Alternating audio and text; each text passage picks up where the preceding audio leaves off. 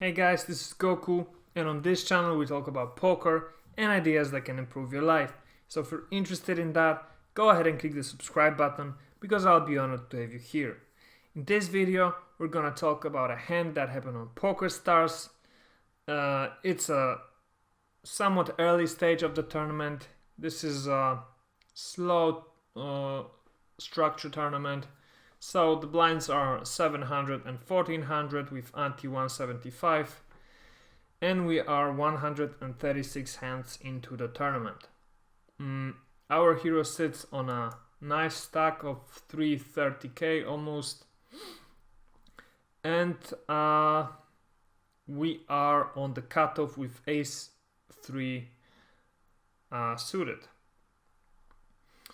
We've got two big stacks on the table, over 100 big blinds, and the rest are quite short compared to us, but are around the 50k starting stack with just this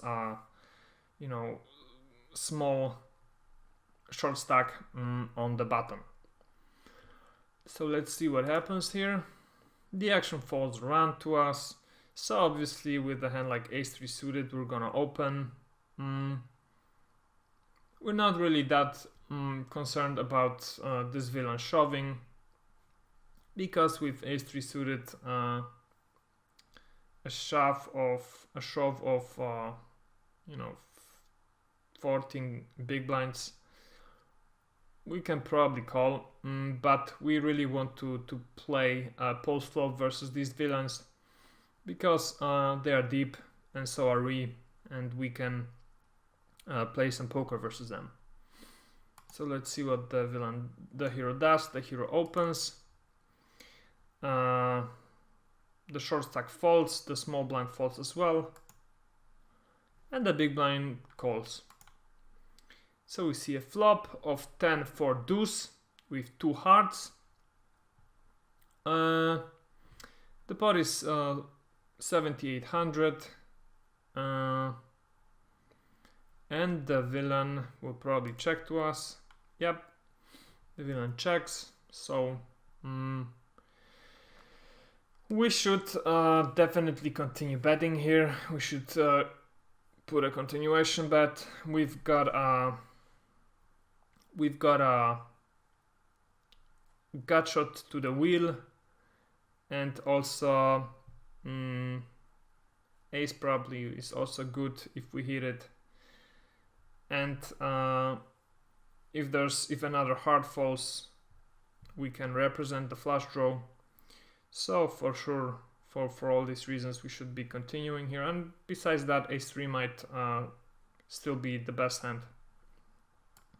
So a bet of a third of the pot, I guess, or even a quarter would be fine here. But our hero actually decides to check behind, and I think this is not a great hand to check behind with. I mean, we've got the Gutshot, we've got the ace, we might simply have the best hand here, so we shouldn't be checking here.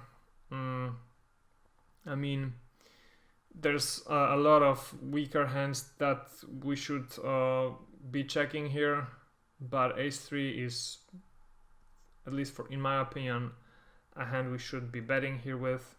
But nevertheless, we checked, and the turn is 8 of diamonds. So let's see what the villain does.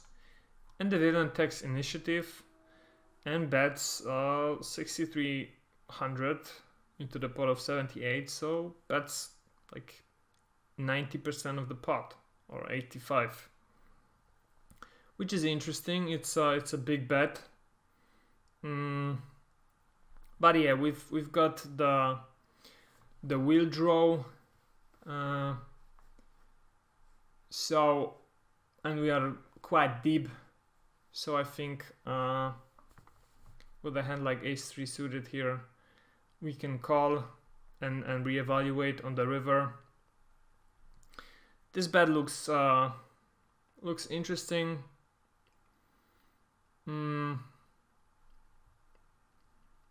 We don't know too much about this villain, we know that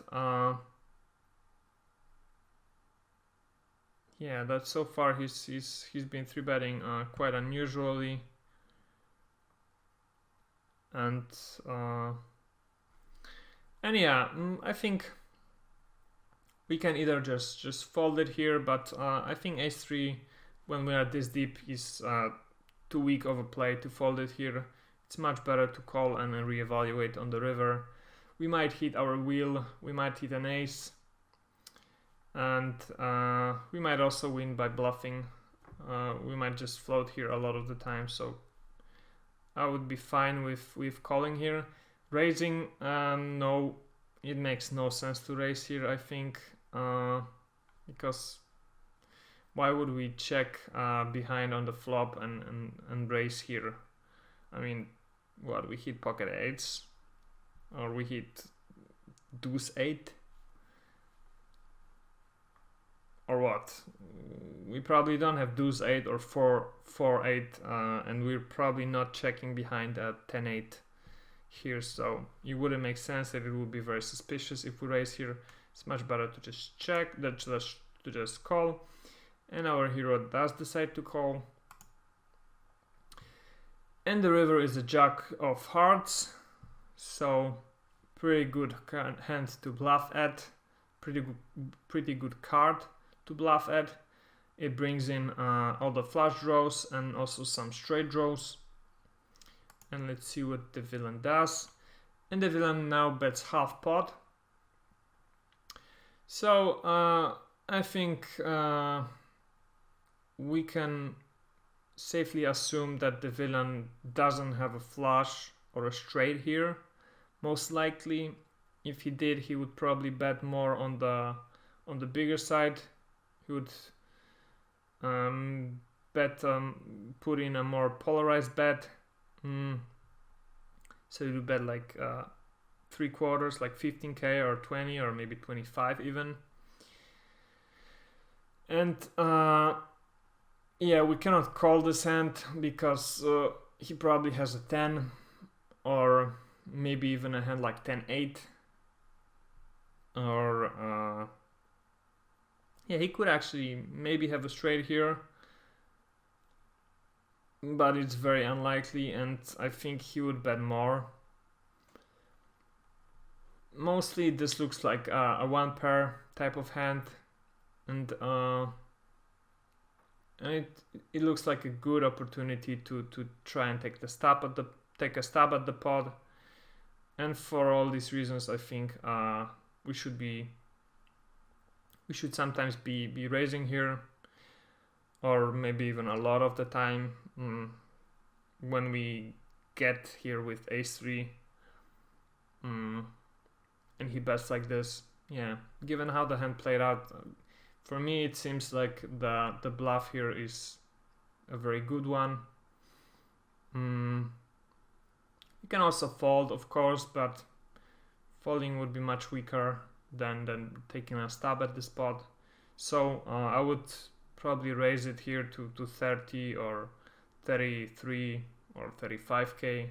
Something like that is enough to take a stab at the spot and see if he wants to call with his hand. He'll probably fold a ton here, so this bluff here is surely a good EV plus bet. But let's see what our hero does. And our hero does decide to 3-bet to 30.5k. Let's see if the villain calls. The villain doesn't call, so we win a nice pot of 40k. Yeah.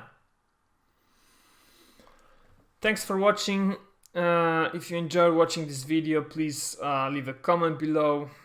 Would you have bluffed here on the river? Do you think it makes a little sense to bluff here? What hands do you think the villain is calling here? And yeah, subscribe to see more videos like this in the future. Leave a thumbs up, and thanks again for watching. I will see you guys in the next one. Bye bye. Do you want to learn how to play PLO? Are you a beginner player who's never played Omaha before? Do you want to learn how to crush casual players easily? If so, this course is perfect for you. It's a crash course on pot limit Omaha dedicated for beginner players. You will learn all the fundamentals of PLO. You will learn what hands to play, when to play them, and how to play them. You will learn the basic strategies that allow you to be a winning player at your home games or microstakes online. If you want to learn PLO quickly and easily, get this course now at gokupoker.com.